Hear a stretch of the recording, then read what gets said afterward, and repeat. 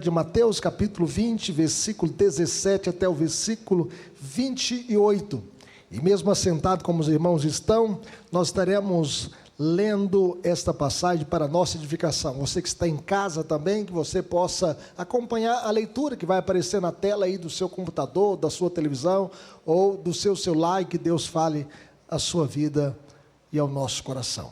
Vamos ler esse texto para nossa edificação. Diz assim o texto sagrado, Mateus 20, 17 até o 28. Estando Jesus para subir a Jerusalém, chamou à parte os 12 e em caminho lhes disse: eis que subimos para Jerusalém, e o Filho do Homem será entregue aos principais sacerdotes e aos escribas, e eles o condenarão à morte, e o entregarão aos gentios para ser escarnecido, açoitado e crucificado, mas ao terceiro dia ressurgirá. Então se chegou a ele a mulher de Zebedeu com seus filhos, e adorando, pediu-lhe um favor. Perguntou-lhe ele: que queres? Ela respondeu: manda que no teu reino estes meus 2 filhos se assentem, um à tua direita e outro à tua esquerda. Mas Jesus respondeu: não sabeis o que pedis? Podeis vós beber o cálice que eu estou para beber? Responderam-lhe: podemos. Então lhes disse: bebereis o meu cálice, mas o assentar-se à minha direita e à minha esquerda não me compete concedê-lo, é porém para aqueles a quem está preparado por meu Pai. Ora, ouvindo isto, os 10 indignaram-se contra os 2 irmãos.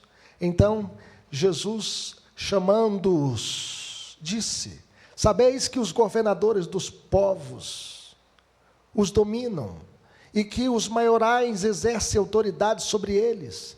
Não é assim entre vós. Pelo contrário, quem quiser tornar-se grande entre vós, será esse o que vos sirva.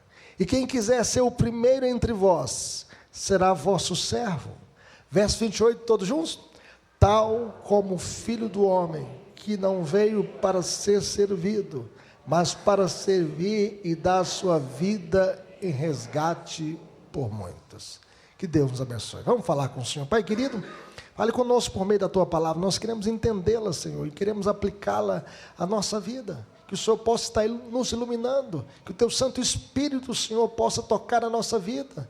Sabemos que esse texto foi inspirado pelo Espírito Santo, e por isso nós te pedimos o teu auxílio, Senhor, pedimos a tua iluminação, para que estas palavras possam, ó Deus, serem gravadas na nossa mente, no nosso coração, para que possamos viver para o teu louvor, e possamos aprender sobre a verdadeira grandeza. É o que nós te pedimos. Queremos seguir o exemplo de Jesus, que não veio para ser servido, mas para servir e dar a sua vida em resgate por muitos. Ó Senhor, ó Deus eterno, toca na nossa vida, Senhor, pelo poder da tua palavra, pela ação do teu Santo Espírito, aplicando as verdades desse texto na nossa vida, hoje e sempre, em nome de Jesus. Amém.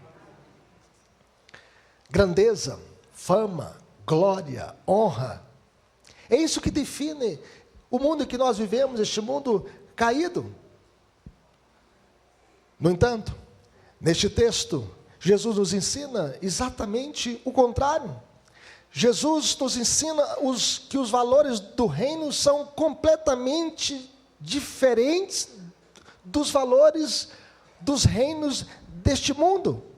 Enquanto Jesus subia para Jerusalém para entregar a sua vida na cruz, os discípulos subiam com intenções egoístas. Jesus sobe para Jerusalém para servir, mas os discípulos sobem aspirando o poder, a glória, a fama, a grandeza. Jesus se humilha, os discípulos se exaltam. Jesus se esvazia, mas os discípulos se enchem de si mesmos. Jesus, pela terceira vez e última vez, ele prediz a sua morte e ressurreição, e ele fala isso de maneira clara, transparente, direta.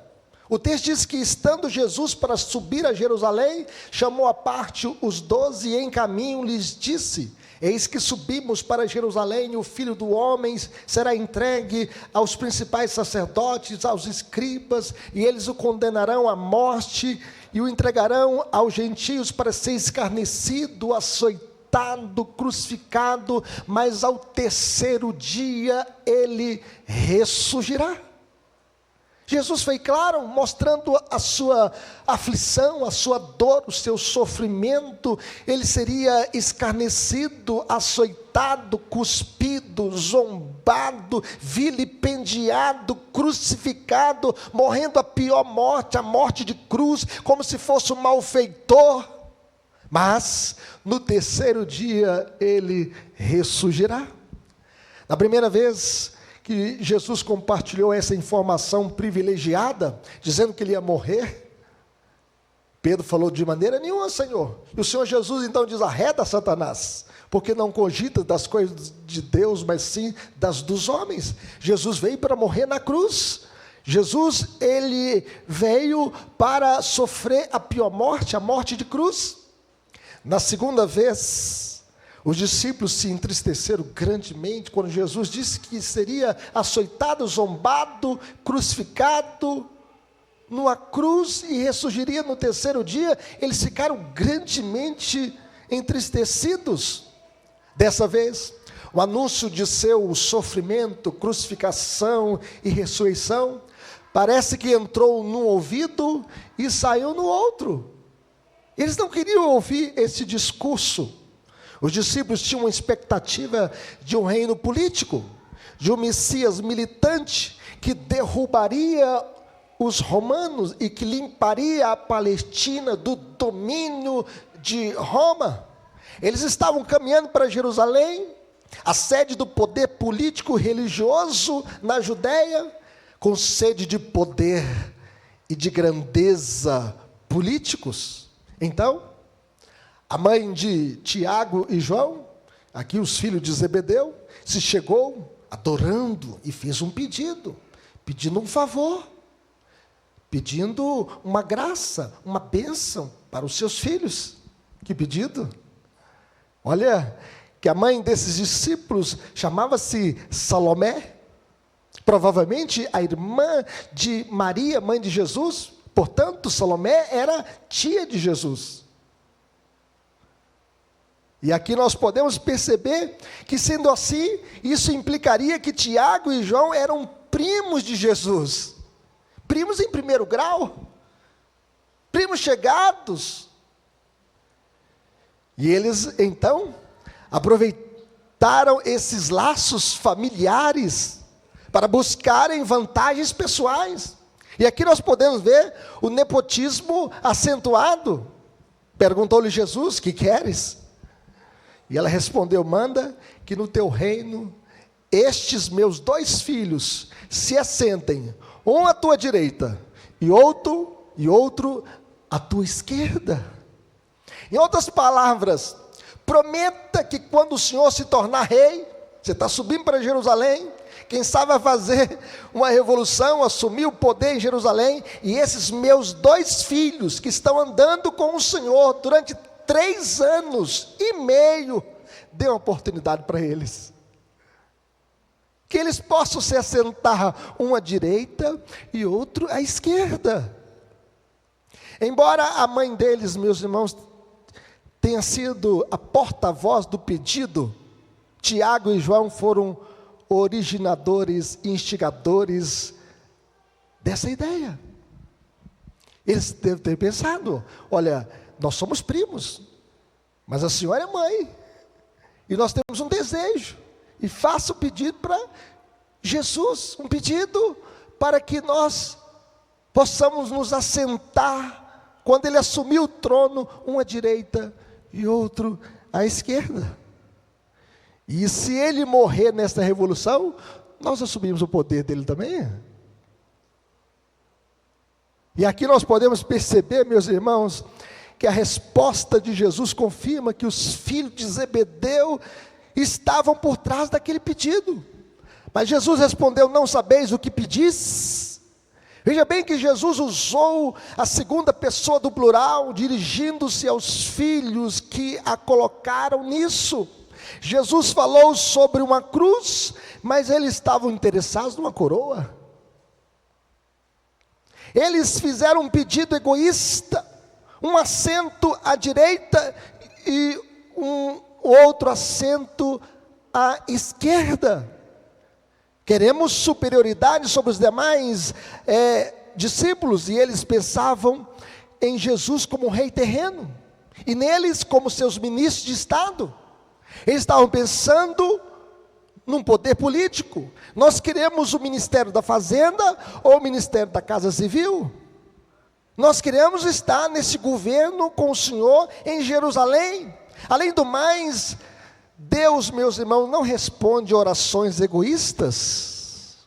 A Bíblia diz: cobiçais e nada tendes, matais, invejais e nada podeis obter, viveis a lutar e a fazer guerras, nada tendes, porque não pedis, pedis e não recebeis, porque pedis maus para esbanjardes em vossos prazeres. Enquanto Jesus estava pensando numa cruz, eles estavam pensando em coroas. Podeis vós beber o cálice que eu estou para beber? Responderam-lhe: podemos. Nós podemos beber desse cálice? E eles não tinham noção do cálice que Jesus tinha para beber. Eles não estavam visualizando a cruz. Eles pensavam no cálice, meus irmãos, que Jesus estava se referindo ao banquete. Nós vamos servir em Jerusalém, e nós iremos nos assentar no palácio, e ele vai nos servir o melhor cálice. Eles estavam pensando nesse cálice. Ou os despojos da vitória associados à coroa e ao reino. Eles estavam pensando na vitória. Esse Jesus que fez o paralítico andar, fez o cego enxergar, expulsou demônios, que fez até o morto ressuscitar. Depois de 4 dias, esse Jesus pode tomar o poder em Jerusalém.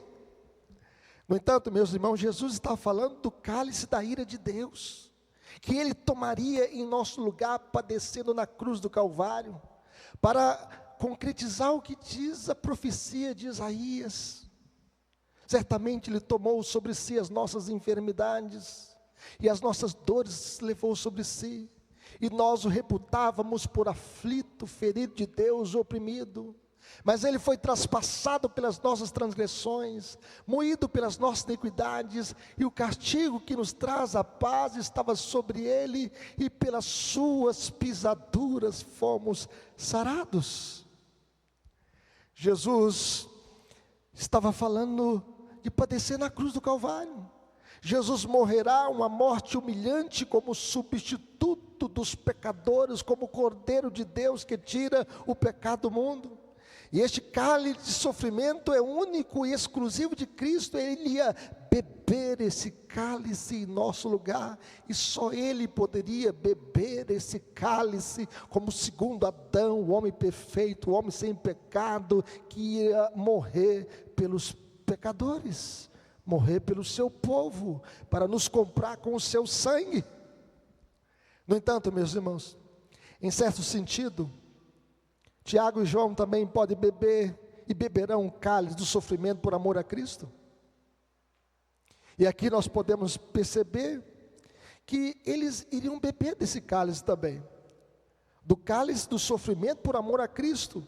Por isso Jesus lhe disse: bebereis o meu cálice, mas o assentar-se à minha direita e à minha esquerda não me compete concedê-lo, é porém para aqueles a quem está preparado por meu Pai.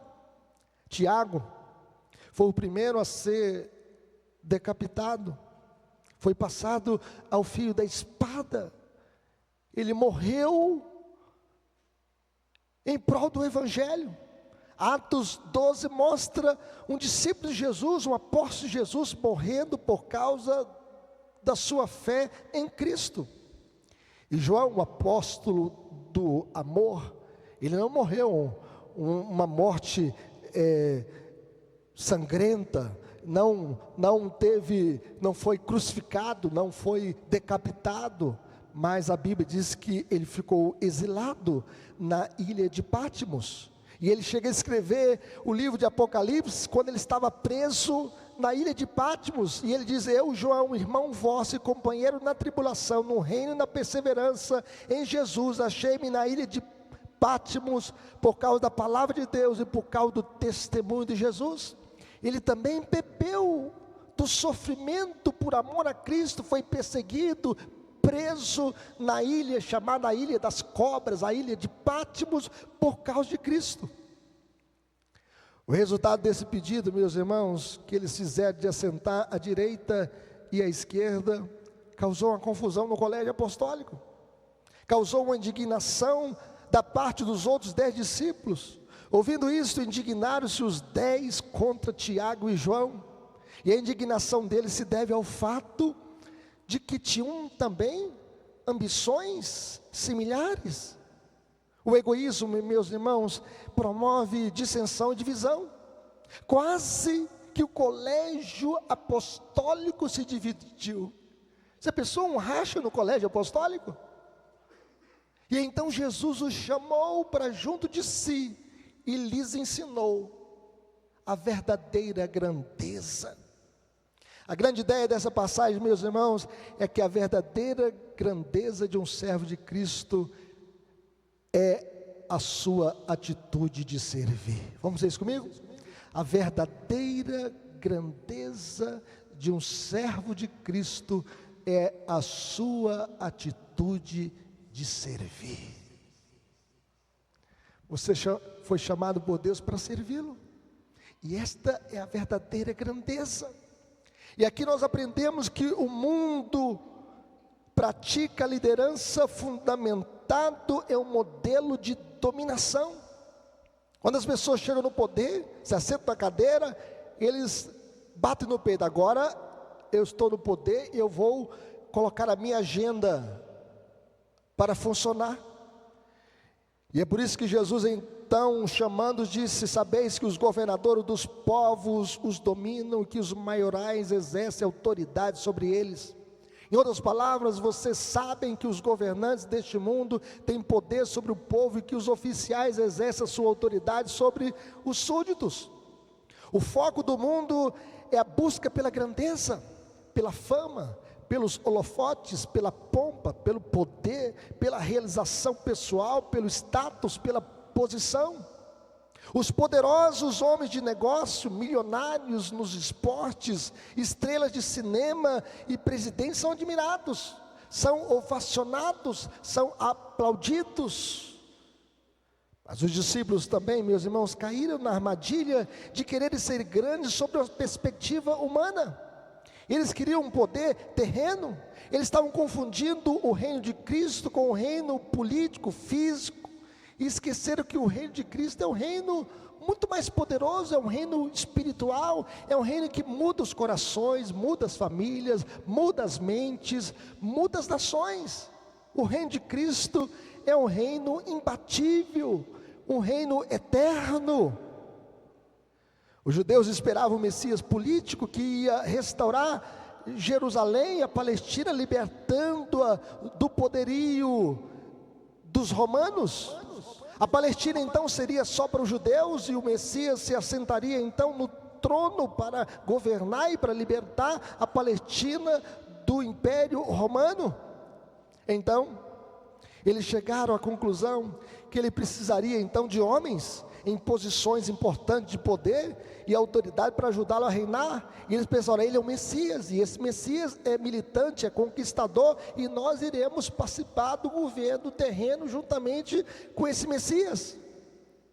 Veja como o mundo, meus irmãos, pode entrar e distorcer a visão de Cristo sobre a vida, sobre o mundo e sobre a missão da igreja. O poder da igreja não é um poder político, é muito maior do que um poder político, é um poder espiritual, dado por Cristo. É Cristo que muda a vida. O que muda, salva o mundo não é a educação, Não é agenda implantada por político, mas o poder de Cristo para mudar vidas. Por isso Paulo chega a dizer o seguinte: eu não me envergonho do Evangelho, porque o Evangelho é o poder de Deus para a salvação de todo aquele que crê, primeiro do judeu e também no grego, visto que a justiça de Deus se revela no Evangelho, de fé em fé, como está escrito: o justo viverá pela fé. Louvado seja Deus. Há uma pesquisa, meus irmãos, de uma igreja nos Estados Unidos, alguns anos atrás, que esta igreja, nessa pesquisa, foi determinado o seguinte: que 10% dos membros não podem ser encontrados, 20% nunca frequentam a igreja, 25% admitem que nunca oram, 35% nunca leem as suas Bíblias, 40% admitem que nunca contribuem para a igreja, nem com dízimo, nem com oferta, 60% nunca contribuem para missões, 70% nunca assumem responsabilidade dentro da igreja, não querem ser presbítero, diácono, professor da escola dominical, não querem servir a Deus na igreja, 85% nunca convidam ninguém para a igreja, 95% nunca ganharam uma alma para Cristo, mas 100% esperam ir para o céu. Penso que esta igreja deixou de ser igreja há muito tempo, virou um clube social, perdeu o seu poder espiritual, e nós devemos então resgatar a vitalidade da igreja servindo a Cristo, com os nossos dons, com os nossos talentos, e saber que nós somos chamados para servi-lo na nossa geração, e impactar essa geração com o Evangelho de Cristo. Mas a segunda coisa que nós aprendemos nessa passagem, meus irmãos, é que a grandeza para Jesus se manifesta na disposição de servir. Veja o que diz o verso 26 e 27. Vamos ler comigo, todos juntos? O que diz o verso 26 e 27?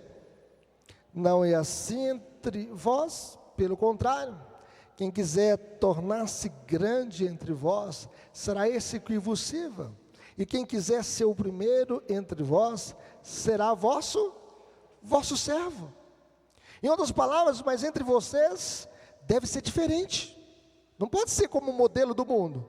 Todo aquele que quiser ser importante entre vocês deverá ser um servo, e quem quiser ser o primeiro deverá servir como um escravo. Na equipe de liderança de Jesus, meus irmãos, não há lugar para ambição egoísta, não há lugar para promoção pessoal, não há lugar para o nepotismo explícito, não há lugar para a arrogância, para a soberba, para o narcisismo desenfreado. Maior é aquele que serve. Para Jesus, ser grande é ser servo. E Jesus aqui então, ele apresenta esses dois modelos para os discípulos: o modelo do mundo e o modelo do reino de Deus, do governo de Deus. Ele mostra como é o modelo do mundo e mostra como é o modelo do governo de Deus. Ser grande segundo o mundo é governar, é dominar, é exercer autoridade, é ser servido, é isso que é ser grande. Mas ser grande segundo Jesus é servir, é ajudar, é estender a mão, é amparar. Porque para Jesus, meus irmãos, que não serve, que não vive para servir, não serve para viver. Deus nos concede dons espirituais para servi-lo, para que possamos servir uns aos outros. A Bíblia chega a dizer o seguinte: servir uns aos outros, cada um conforme o dom que recebeu. Não existe crente sem dom espiritual. O crente que nasceu de novo tem pelo menos um dom espiritual, e Deus te capacitou com dons para que você possa servi-lo e servir uns aos outros. Não existe crente incapaz ou inútil, porque o Senhor Jesus diz o seguinte: que todo aquele que estando em mim não der fruto, o Pai corta e lança fora, mas todo que está em mim e der fruto, o Pai limpa para que produza mais frutos ainda. E nós devemos produzir frutos para Deus. Deus te chamou para que você possa servi-lo. E finalmente, em terceiro lugar, nós aprendemos, meus irmãos, que Jesus é o maior modelo de servo. Ele é o nosso modelo. Quer copiar um modelo? Quer seguir alguém? Siga Cristo. O texto diz: tal como o Filho do Homem, que não veio para ser servido, mas para servir e dar a sua vida em resgate por muitos. Vamos ler esse texto, vai aparecer na tela, para você que está acompanhando em casa e para você que está aqui no templo. Vamos ler esse versículo mais uma vez? Tal como o Filho do Homem, que não veio para ser servido, mas para servir e dar a sua vida em resgate por muitos. Em outras palavras, meus irmãos, a atitude de vocês deve ser igual ao Filho do Homem, que não veio para ser servido, mas para servir e dar a sua vida em resgate por muitos. Nós devemos copiar a atitude de Jesus. Jesus é o nosso referencial de serviço, Jesus é o nosso modelo maior. A Bíblia diz que Ele se humilhou e foi obediente até a morte e morte de cruz. Jesus é o nosso maior modelo de servo. Jesus, ele não veio para ser servido, mas ele veio para servir. Jesus tinha o outro na frente do eu. Jesus veio para servir. E Jesus, ele serviu como? Ele transformou a água em vinho no casamento em Caná da Galileia, para abençoar aquela família, para tornar aquela família mais feliz e para abençoar aquele casal. Não existe família feliz sem a presença de Jesus.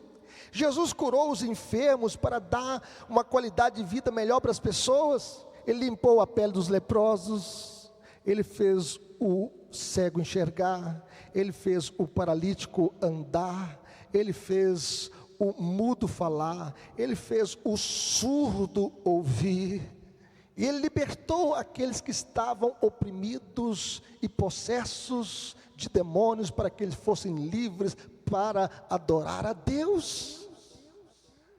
Jesus, ele fez o serviço do servo mais humilde, mais simples. Jesus, ele lavou os pés dos discípulos, para mostrar que a humildade é o melhor caminho para aquele que quer agradar a Deus. Jesus, ele pegou uma toalha, pegou uma bacia, colocou água nessa bacia e se quedou aos pés dos seus discípulos e lavou os pés dos discípulos. Um serviço do servo mais simples, mais humilde. E Jesus, meus irmãos, morreu na cruz para resolver o nosso maior problema. E Ele entregou a sua vida por nós na cruz do Calvário, para nos resgatar. Jesus veio para ser o sacrifício substitutivo. E resgate significa comprar a liberdade de um escravo, de um prisioneiro. Nós éramos escravos, nós estávamos no cativeiro de Satanás, mas Jesus nos resgatou. Jesus quebrou as algemas que nos prendiam, para que sejamos livres, e para que sejamos adoradores do Deus vivo e verdadeiro. E finalmente o preço do resgate não foi pago a Satanás, como Orígenes sustentava, mas para o Pai, que juntamente com o Filho e o Espírito Santo tomou as providências para a salvação do seu povo, porque o Pai planejou a salvação, o Filho executou o plano da salvação e da redenção, e o Espírito Santo aplica aquilo que Jesus fez na cruz na nossa vida. A nossa salvação é obra do Deus Trino, do Deus Triuno, do Deus que planejou o Pai, do Filho que executou e do Espírito Santo que aplica esta obra na nossa vida. Todos nós andávamos desgarrados, cada um se desviava pelo caminho, mas o Senhor fez cair sobre ele a iniquidade de nós todos, diz a palavra do Senhor. Jesus, Ele levou sobre si as nossas transgressões e todos os nossos pecados, e Ele pagou o preço do nosso resgate, e hoje nós somos livres. Nós somos livres porque o Senhor Jesus nos comprou com o seu próprio sangue e colocou toda a sua justiça na nossa conta. Por isso nós somos justificados, pois mediante a fé nós temos paz com Deus, por intermédio de nosso Senhor e Salvador Jesus. Aplicações para a nossa vida, meus irmãos: como viveremos? Servindo com amor. Quem ama, serve. O verdadeiro amor sempre se expressa no serviço. O amor produz serviço. Se você ama a Cristo, você vai servir a igreja, servir a Deus com seus dons, e você vai ter a sua vida se desgastando por amor a Cristo como uma vela acesa, e que ela vai se consumindo ali, até o dia final da sua vida, você vai brilhando a luz de Cristo deste mundo em trevas, até que você possa partir para encontrar com o Senhor. Você vai servindo a Deus e a igreja com seus dons e talentos. A prova do meu amor a Deus é o meu serviço. Deus pergunta para Israel: agora, pois, ó Israel, que é que o Senhor requer de ti? Não é que temas o Senhor teu Deus e andes em todos os teus caminhos, e ames e sirvas ao Senhor teu Deus de todo o teu coração, de toda a tua alma, com todo o teu entendimento, com todas as tuas forças? Eis que Deus requer de nós amor, e quem ama serve. Que você possa servir a Deus com muito amor, servindo a obra de Deus, porque aquele que foi alcançado pelo amor de Cristo, ele ama servir a Deus com seus dons e talentos. Mas nós devemos servir também com humildade, meus irmãos. Nós devemos servir a Deus com humildade. Paulo disse aos presbíteros de Éfeso, Paulo que serviu em Éfeso durante 3 anos, e ele então convida esses presbíteros de Éfeso em Mileto, neste encontro, porque ele estava de viagem para Roma, e ele então reúne os presbíteros, e ele fala o seguinte: vós bem sabeis como foi que me conduzi entre vós em todo o tempo, desde o primeiro dia em que entrei na Ásia, servindo ao Senhor com toda humildade. Nós devemos servir com humildade, porque grande só o Senhor. Nós somos apenas servos, e é Deus quem opera através de nós. É Deus quem opera, nós somos apenas cooperadores. Nós devemos depender do Senhor. E o Senhor Jesus diz que aquele que se humilha será exaltado, mas o que se exalta será humilhado. Uma igreja, meus irmãos, que procura ser servida, é uma igreja doente. Uma igreja que procura servir, promove cura e crescimento entre os seus membros. Devemos servir com humildade.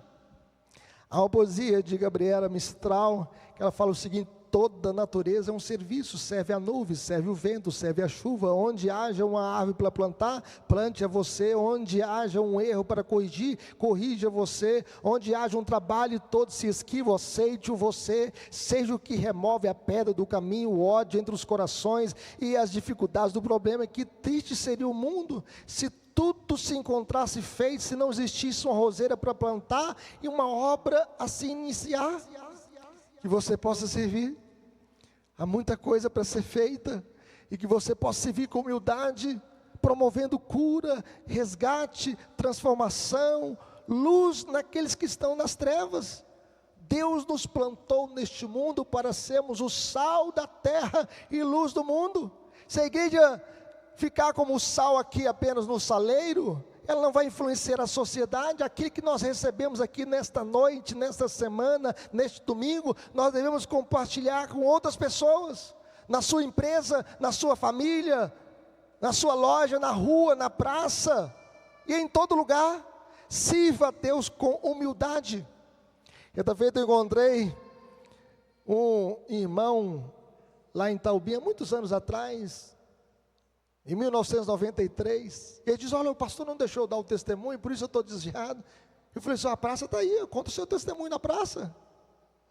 O dia que se você for cortar da palavra, conte para outros na praça, nas ruas, nos hospitais, em todo lugar, compartilhe a sua fé, porque Deus, irmãos, Ele resiste ao soberbo, mas Ele dá graça aos humildes. Não fique aborrecido quando é dado a algum irmão na fé mais honra do que você. Coloque o outro na frente do eu. Não coloque o seu eu na frente, coloque o outro na frente do eu. Faça como Jesus, sirva com humildade. Mas finalmente, meus irmãos, nós devemos servir com alegria, apesar dos sofrimentos, por amor a Cristo. Seguir o caminho de Jesus nunca é apresentado como um caminho fácil. Jesus disse: olha, o caminho do mundo é largo, mas o caminho para o céu é estreito. É difícil mesmo. Tiago e João, eles queriam que essa jornada fosse de glória, poder, pompa, ostentação, status. Mas Jesus lhes mostrou que o seu caminho é caracterizado por sofrimento, dor e serviço. O Senhor Jesus disse: alguém quer vir após mim, a si mesmo se negue, tome a sua cruz e siga-me. Antes da glória, a cruz. Andar em semelhança a Cristo significa render-nos totalmente, aceitar o cálice do sofrimento de Cristo e viver com Ele para o bem das pessoas ao nosso redor, buscar a glória de Deus e não a nossa própria glória. Hoje nós vivemos o evangelho da ostentação, da teologia da prosperidade. Ah, meus irmãos, esse não é o evangelho de Jesus. O sofrimento com Cristo sempre há de preceder a glória com Cristo.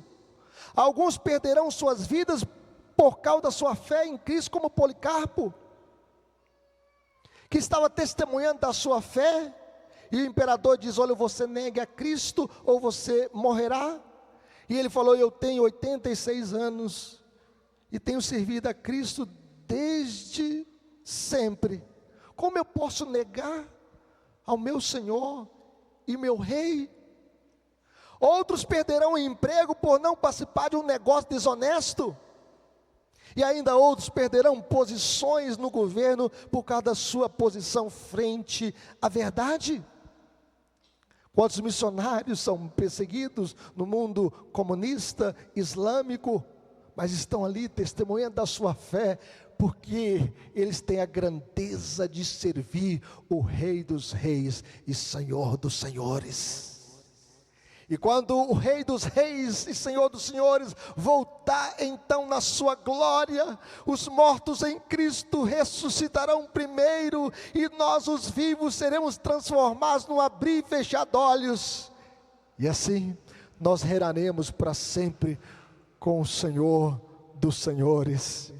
E aí nós iremos receber, meus irmãos, aquilo que Cristo tem reservado para o seu povo, porque Ele diz: na casa de meu Pai há muitas moradas, se assim não fora, eu vou-lhe teria dito. E nesse dia então, nós receberemos uma coroa de glória, porque se vimos o Rei dos Reis e Senhor dos Senhores, aquele que nos resgatou e nos salvou e nos libertou de todos os nossos pecados.